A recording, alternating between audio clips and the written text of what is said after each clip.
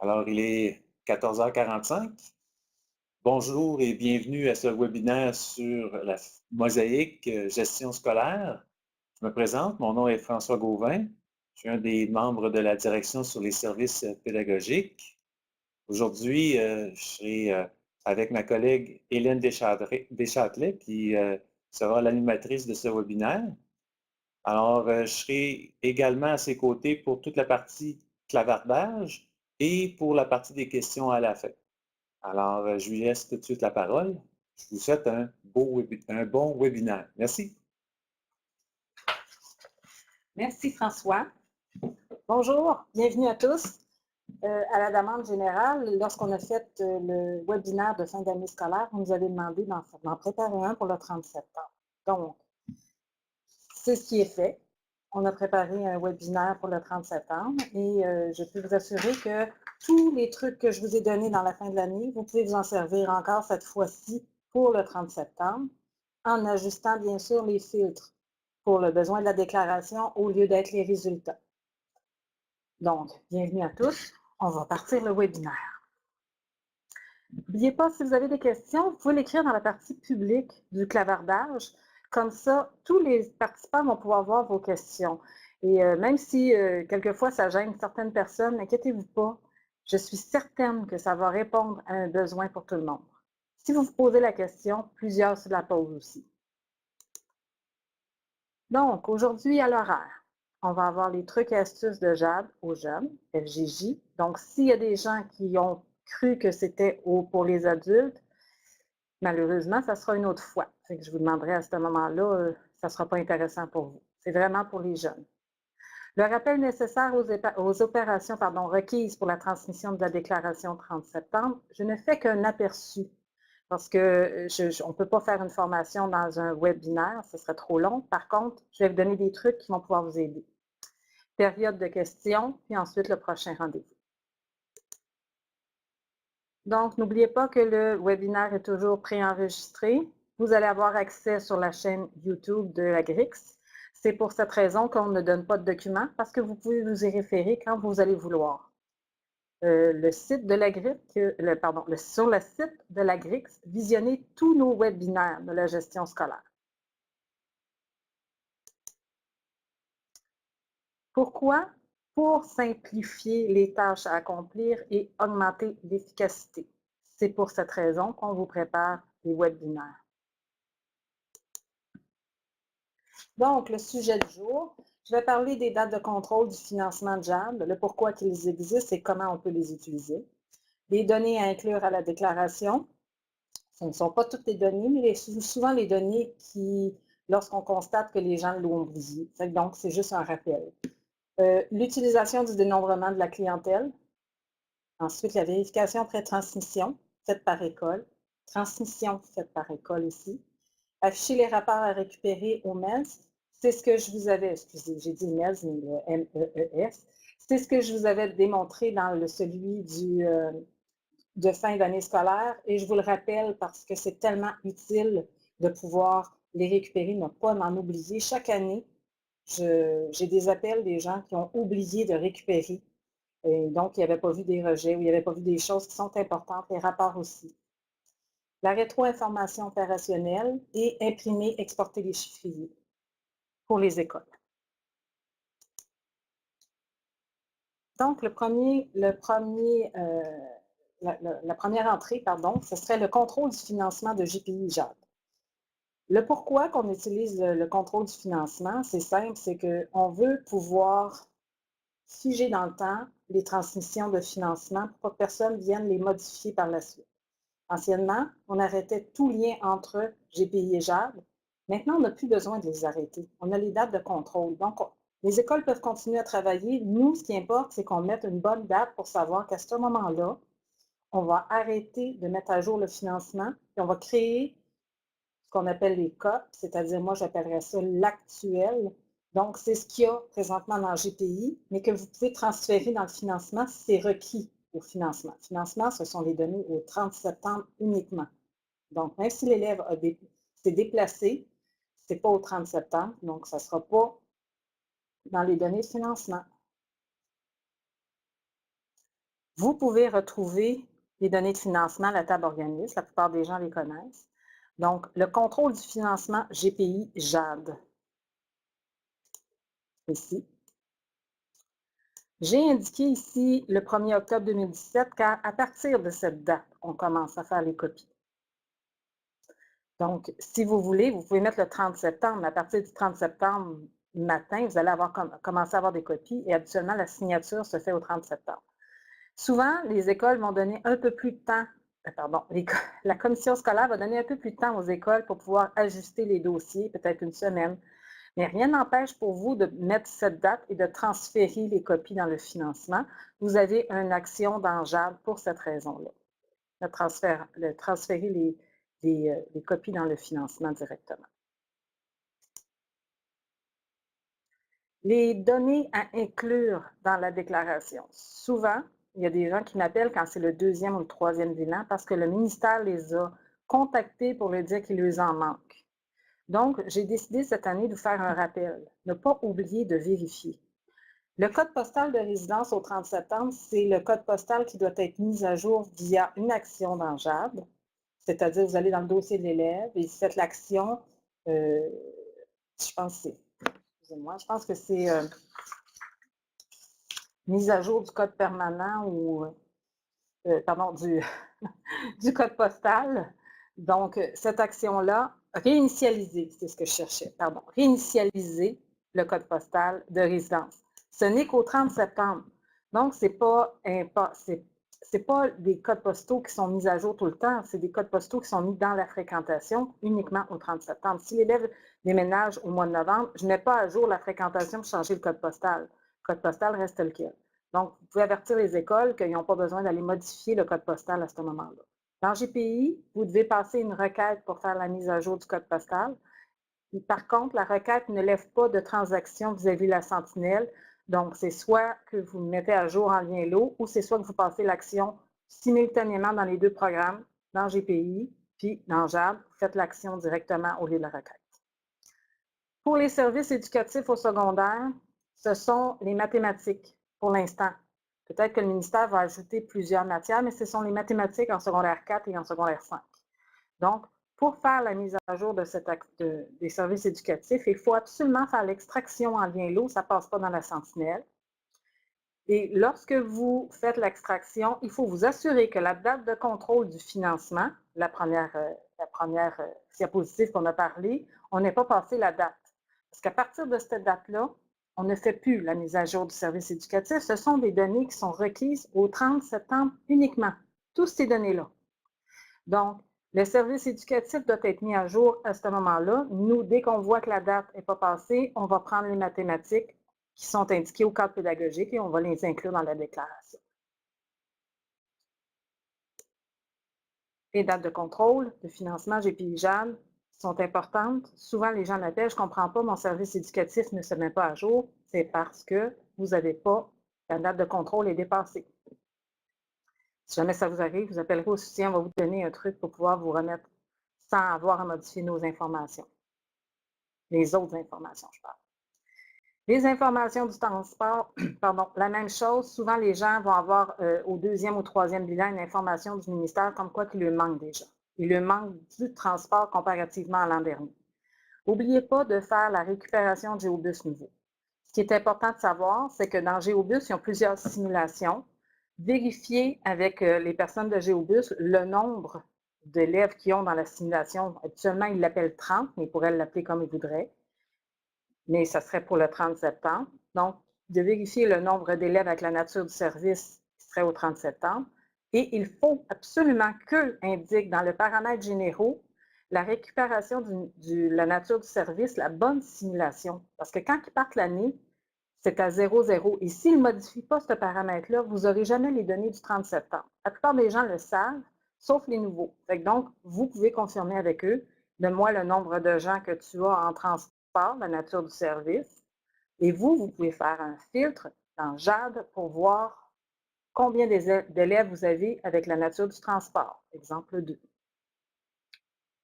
Ensuite, il y a les informations du service de garde. La même chose. Il faut absolument que vous les récupériez.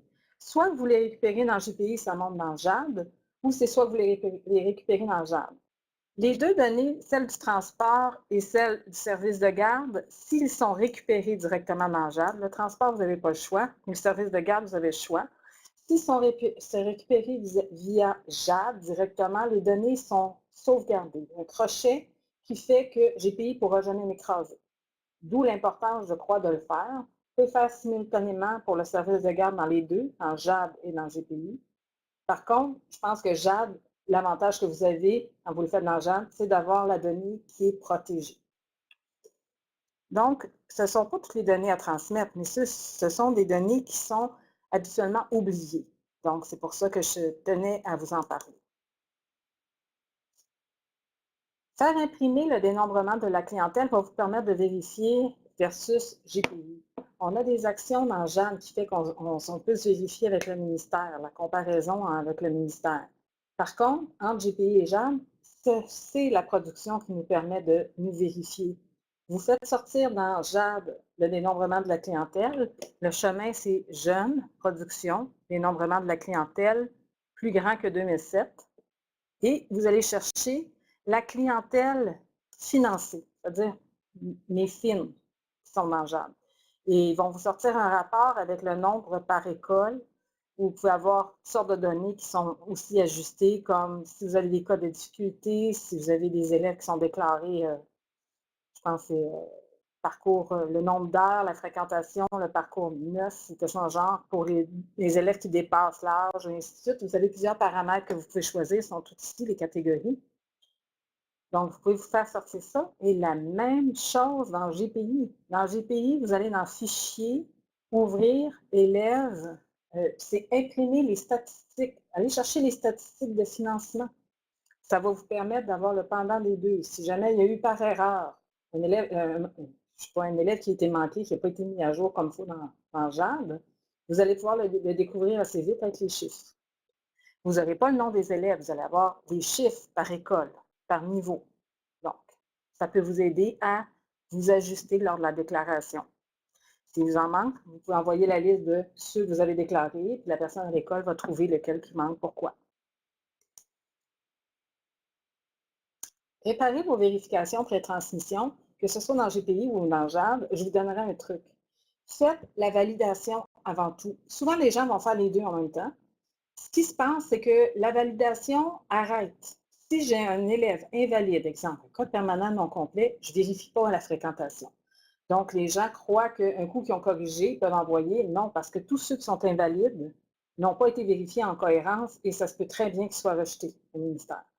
Donc, moi, je vous dirais de les faire indépendamment, puis plus ça avance, plus vous avancez dans la déclaration, plus vous avez moins de déclarations envoyées, là, vous pourriez les faire en même temps. Par contre, au début, c'est une bonne méthode de pouvoir les mettre dans des piles de dossiers et les envoyer à l'école. Cette pile de dossiers-là, vous la retrouvez toujours sous JAD, donc, et puis vous pouvez l'envoyer à l'école ou lui donner le chemin si vous êtes sur le réseau pour qu'elle puisse aller le chercher dans GPI et corriger, faire les corrections qu'elle a besoin.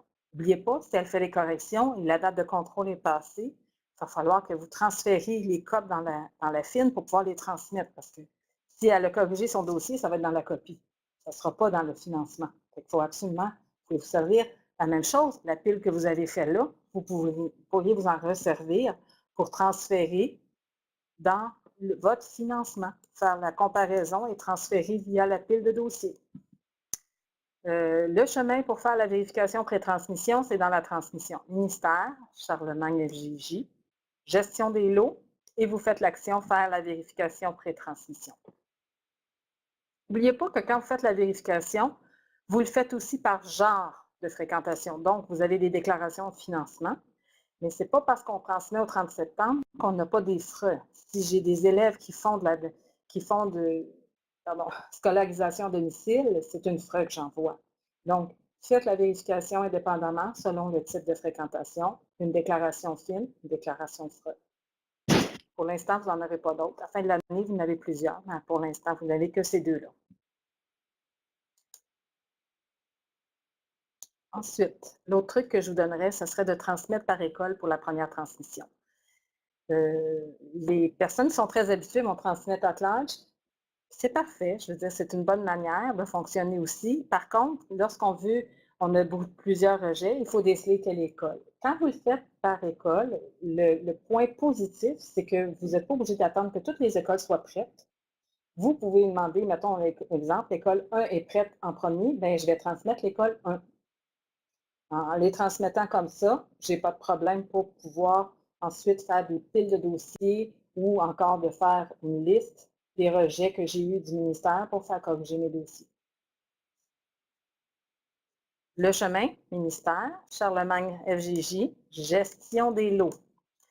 N'hésitez pas à faire plusieurs lots. Ce n'est pas grave de faire plusieurs lots. Même, je vous dirais, vous avez un meilleur contrôle. Pour l'instant, dans mon image, j'ai marqué une génération seulement. Parce que vous savez, vous pouvez générer, ça va tout mettre toutes mes déclarations dans une enveloppe. Et ensuite, je la mets à la poste, je le transmets. Par contre, jusqu'à la première publication, c'est-à-dire le 2 novembre cette année, vous pourriez faire génération-transmission. Le ministère ne vous portera pas de tâches à l'agenda si vous enlevez des fréquentations, vous en mettez après cette date-là, par exemple. Donc, jusqu'au 2 novembre, vous pourriez vous permettre de faire génération-transmission, mais à partir, je vous dirais, du 2 novembre, habituez-vous à faire juste une génération et de transmettre par la suite en vérifiant si vous n'avez pas des déclarations en suppression. Parce que rappelez-vous que si vous avez plusieurs déclarations en suppression que vous avez transmises, on ne peut pas rien faire pour vous. Si vous avez généré, puis vous avez généré plusieurs déclarations de financement en suppression, vous nous appelez, on va régler avec vous le problème, on va défaire le lot. Mais si c'est rendu au ministère, on ne peut plus rien faire. Il va falloir que vous ressortiez tous les documents pour refaire la création.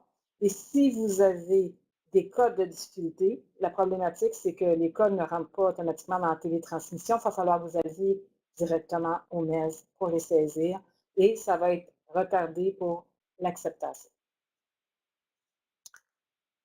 Donc, les affichages automatiques des rapports à récupérer. À chaque transmission, vous allez pouvoir en faire plusieurs. Donc, pour ne pas oublier de récupérer, moi, je vous conseille, c'est un conseil que je vous avais donné pour la transmission des résultats.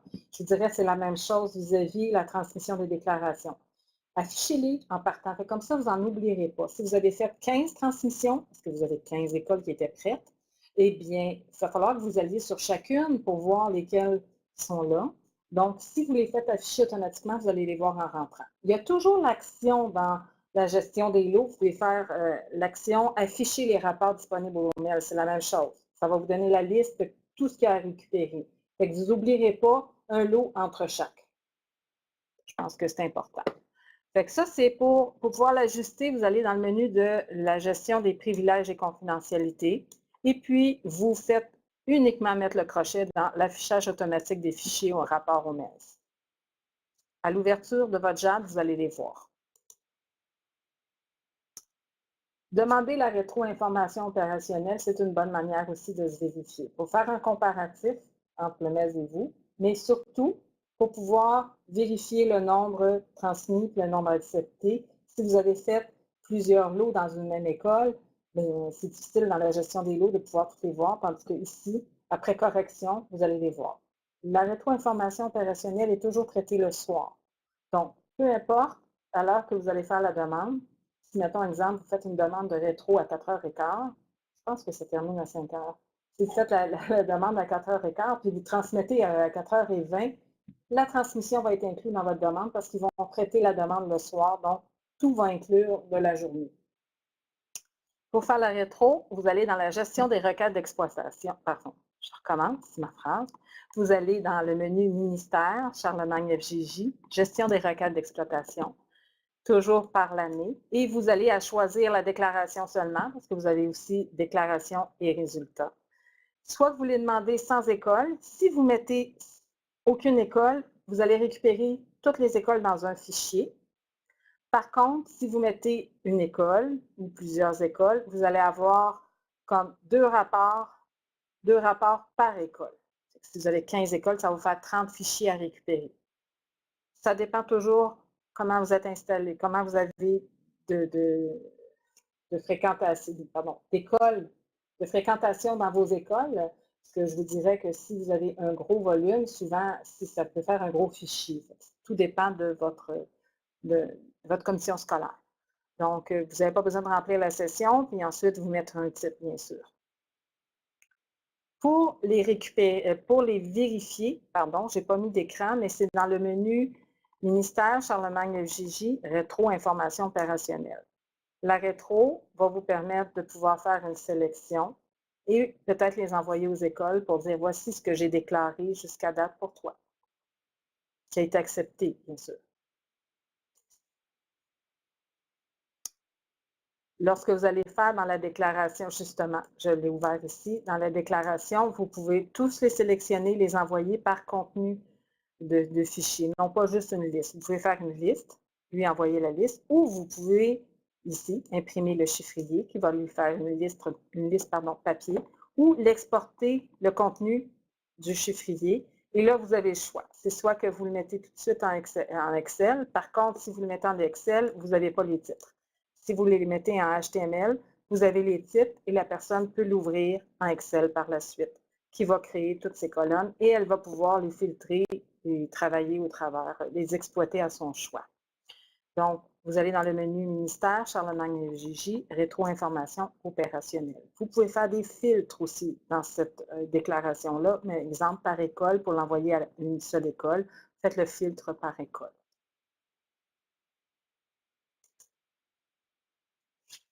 Voici un aperçu de les actions à prendre. C'est des trucs pour le 30 septembre. Nous avons 2 formations, François et moi, que nous offrons pour approfondir tout ce qui est la transmission du 30 septembre. Donc, pour GPI, la formation se donne le 20 et 21 septembre, qui est la semaine prochaine. Et pour Jeanne, c'est la semaine d'après. Je vais avoir une journée pour la préparation le 25 et je donne en même temps le 26 et 28 la transmission directement. Vous allez avoir plus d'informations, comment travailler avec les rejets ou encore comment se comparer avec le MELS, tout ce qui est la transmission en tant que telle. Pour plus d'informations, vous pouvez consulter le site de l'Agrix sur le webinaire de l'Agrix directement dans la rubrique Formation, juillet à décembre, pour JAD ou pour GPI.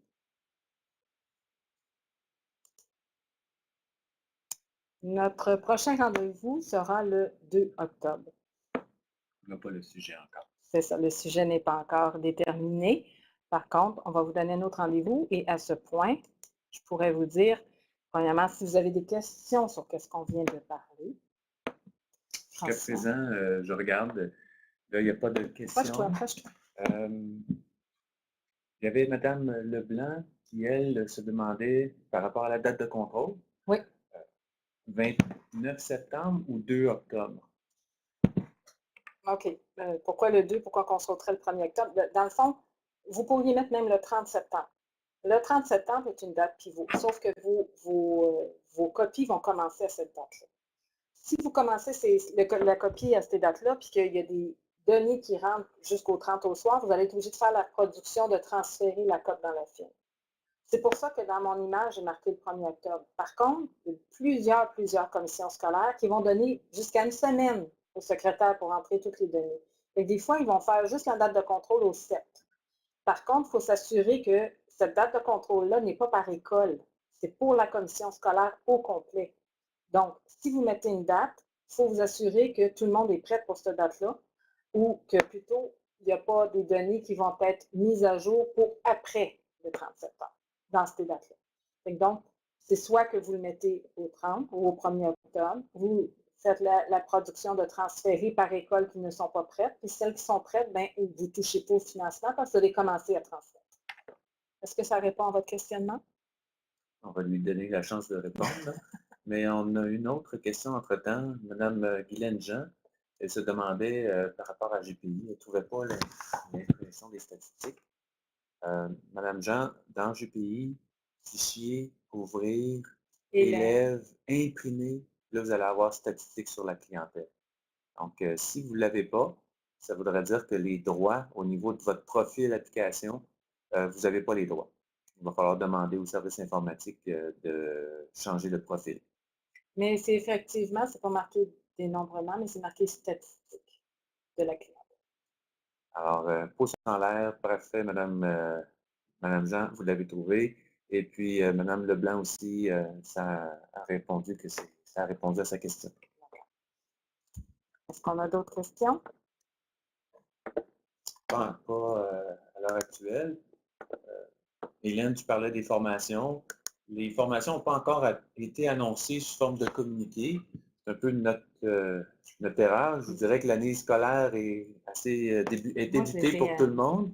Le GPI, on ne l'a pas annoncé, mais ça devrait partir soit aujourd'hui ou demain. Vous êtes au courant parce qu'on vous l'a dit, là, mais pour l'ensemble des clients, là, ça va partir bientôt.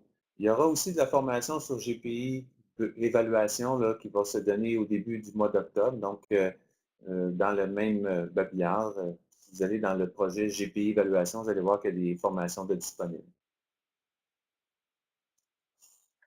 Pour ce qui est du webinaire, il est enregistré. Donc, à partir de peut-être vers le milieu de la semaine ou la fin de la semaine, on va déposer le webinaire sur notre chaîne YouTube. Là, donc, vous allez pouvoir le reconsulter. Ma collègue, là, Hélène, elle a mis la possibilité d'écrire directement dans la page aussi. Là, mais je ne suis pas capable de donner le crayon. Es-tu capable? Non, effectivement. Ah, je vous avais préparé comme une formation, mais ce que je vous demanderais peut-être, c'est de nous écrire peut-être pour nous donner ce qui vous intéresse dans les prochains webinaires. Donc, si vous désirez avoir d'autres informations sur les webinaires, des suggestions peut-être de webinaires que vous aimeriez avoir. Donc, on aimerait ça avoir vos commentaires. Je suis désolée, hein, je pensais que vous pourriez écrire. Moi, ça termine mon truc et astuce. J'espère que vous avez apprécié, j'espère que vous avez aimé. Et n'hésitez pas, écrivez-nous, donnez-nous vos commentaires, donnez-nous vos informations. Ça va nous faire un très grand plaisir. Merci. Merci. Au revoir.